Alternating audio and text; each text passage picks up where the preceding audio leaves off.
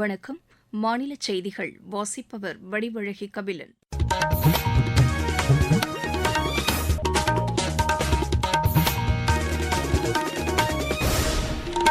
தலைப்புச் செய்திகள்.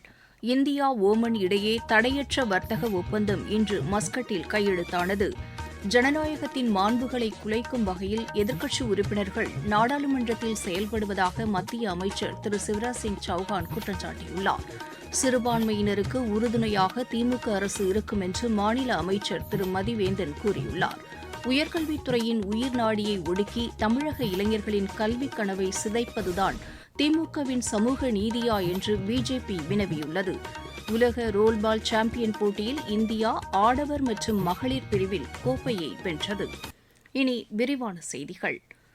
India Oman இடையே தடையற்ற வர்த்தக ஒப்பந்தம் இன்று கையெழுத்தானது. மஸ்கட்டில் பிரதமர் திரு நரேந்திர மோடி மற்றும் ஓமன் சுல்தான் ஹைத்தம் பின் தாரிக் அல் சயீத் முன்னிலையில் இந்த ஒப்பந்தம் கையெழுத்திடப்பட்டது.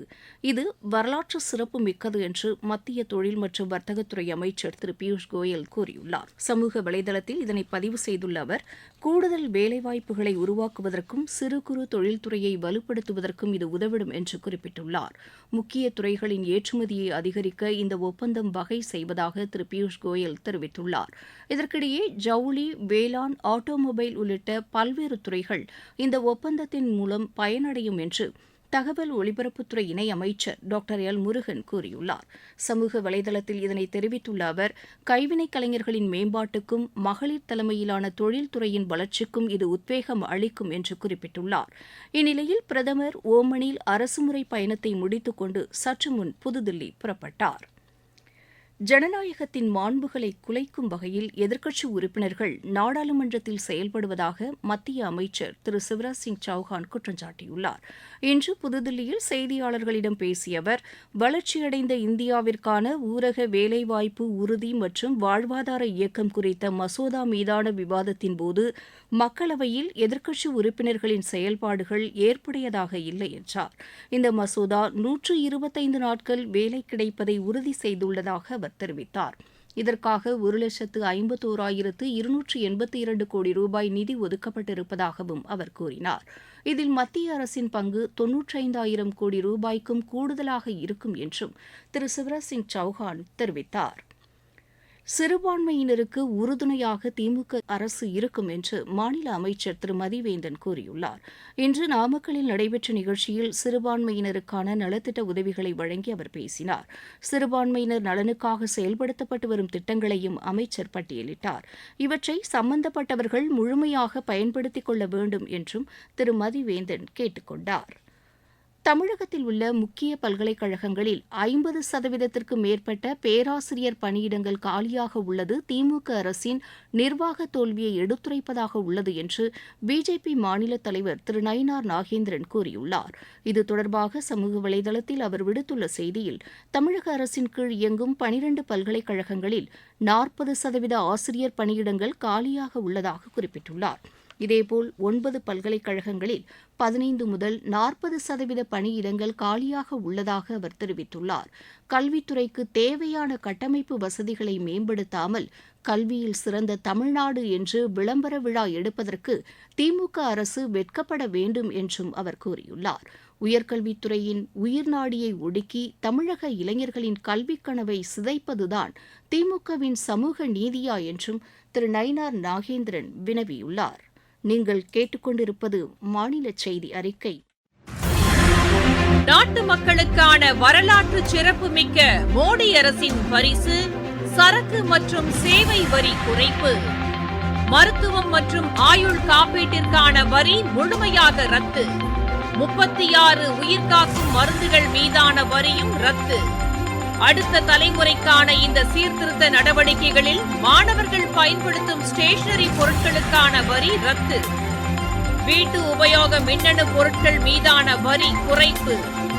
பால் பொருட்கள் மற்றும் பாத்திரங்கள் மீதான வரி 12%-இருந்து 5% குறைப்பு.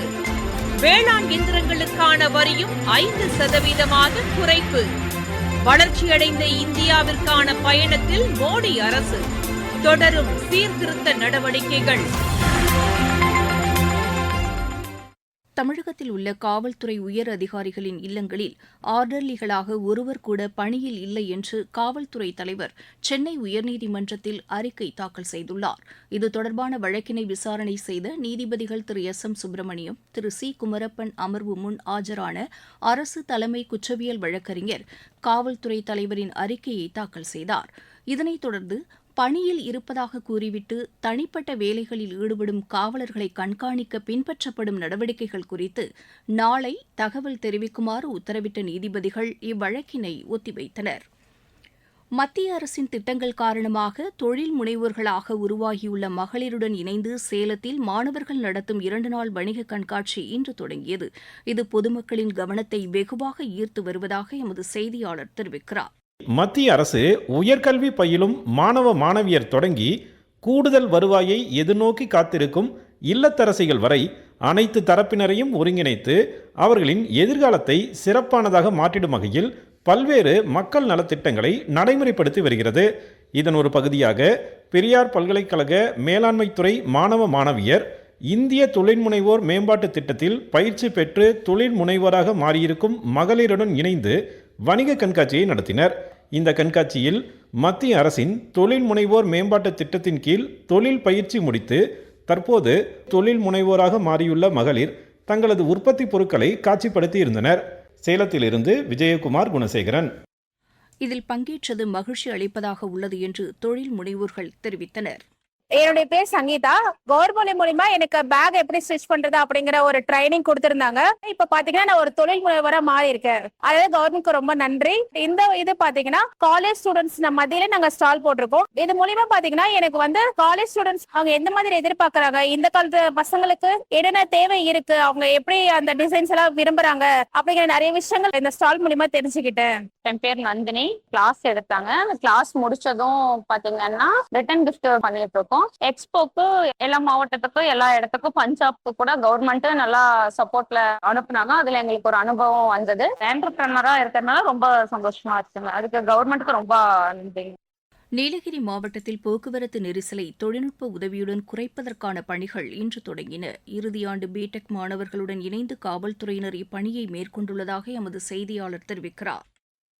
நீலகிரி மாவட்டத்திற்கு ஆண்டுதோறும் 30 லட்சத்துக்கும் மேற்பட்ட சுற்றுலா பயணிகள் வருகின்றனர். சுற்றுலா பயணிகள் வருகை அதிகரிக்கும் பொழுது கடும் போக்குவரத்து நெரிசல் ஏற்படுகிறது. இதனால் சுற்றுலா பயணிகள் மட்டுமின்றி உள்ளூர் மக்களும் பாதிக்கப்படுகின்றனர். எனவே போக்குவரத்து நெரிசலை தவிர்க்கும் நோக்கில் பல்வேறு கல்லூரிகளை சார்ந்த இறுதி ஆண்டு பிடெக் மாணவர்களுடன் இணைந்து போக்குவரத்தில் உள்ள சிரமங்களை ஆராய்ந்து ஆக்கப்பூர்வமான தீர்வு காண நீலகிரி மாவட்ட காவல்துறை நடவடிக்கை மேற்கொண்டுள்ளது. இதன் மூலம் செயற்கை நுண்ணறிவு உதவியுடன் தீர்வு காணப்பட உள்ளது. QR கோடு மூலம் வாகன நிறுத்தும் இடங்களை கண்டறிதல், வாகனத்தின் நம்பர் பிளேட் ஸ்கேன் செய்து அதன் மூலம் நுழைவு மற்றும் வெளியேறுதலை கண்டறிதல், போக்குவரத்து நெரிசல் குறித்த தகவல்களை பெறுதல் உள்ளிட்ட வசதிகளை ஏற்படுத்தப்பட உள்ளது. இதற்கான முதற்கட்ட பணிகள் இன்று துவங்கியது. உதகையிலிருந்து சரவணன். மாவட்டச் செய்திகள். கள்ளக்குறிச்சி மாவட்டத்தில் தமிழ் ஆட்சிமொழி சட்டவாரம் குறித்த விழிப்புணர்வு பேரணியை ஆட்சியர் திரு பிரசாந்த் இன்று தொடங்கி வைத்தார். தூத்துக்குடி மாவட்டத்தில் பயிர்களை சேதப்படுத்தும் காட்டு பன்றிகளை கட்டுப்படுத்த வனத்துறையினர் உரிய நடவடிக்கைகளை மேற்கொண்டு வருவதாக ஆட்சியர் திரு இளம் பகவத் கூறியுள்ளார். காஞ்சிபுரம் மாவட்டத்தில் சிறுபான்மையினருக்கான நலத்திட்ட உதவிகளை ஆட்சியர் திருமதி கலைச்செல்வி மோகன் இன்று வழங்கினார். மதுரை மாவட்டத்தில் எதிர்கால இளைஞர்களுக்கான 3 நாள் பயிற்சி முகாமினை ஆட்சியர் திரு பிரவீன்குமார் இன்று தொடங்கி வைத்தார். தஞ்சாவூர் மாவட்டம் குறுங்குளத்தில் உள்ள சர்க்கரை ஆலையில் நடப்பாண்டுக்கான அரவை பணி இன்று தொடங்கியது. குற்றாலத்தில் சுற்றுலாப் பயணிகள் குளிப்பதற்கு இன்று முதல் மீண்டும் அனுமதி அளிக்கப்பட்டுள்ளது. விளையாட்டுச் செய்திகள். உலக ரோல்பால் சாம்பியன் போட்டியில் இந்தியா ஆடவர் மற்றும் மகளிர் பிரிவில் கோப்பையை வென்றது. துபாயில் நடைபெற்ற இப்போட்டியின் இறுதி ஆட்டத்தில் இந்தியா ஆடவர் மற்றும் மகளிர் பிரிவில் கென்யாவை வென்று கோப்பையை கைப்பற்றியது. ஜெர்மனியில் நடைபெற்று வரும் 19 வயதுக்குட்பட்டோருக்கான சர்வதேச பேட்மிண்டன் போட்டியில் இந்தியாவின் மிதேஷ் ராமேஸ்வரன் 2வது சுற்றுக்கு முன்னேறியுள்ளார். மகளிர் ஒற்றையர் பிரிவில் நியத்தி அலோக்கும் 2வது சுற்றுக்கு தகுதி பெற்றுள்ளார். பங்களாதேஷ் சர்வதேச சேலஞ்ச் பேட்மிண்டன் போட்டியில் இந்தியாவின் அனுஜ் கலே, இஷிதா நேகி இணை காலிறுதிக்கு முன்னேறியுள்ளது. மீண்டும் தலைப்புச் செய்திகள்.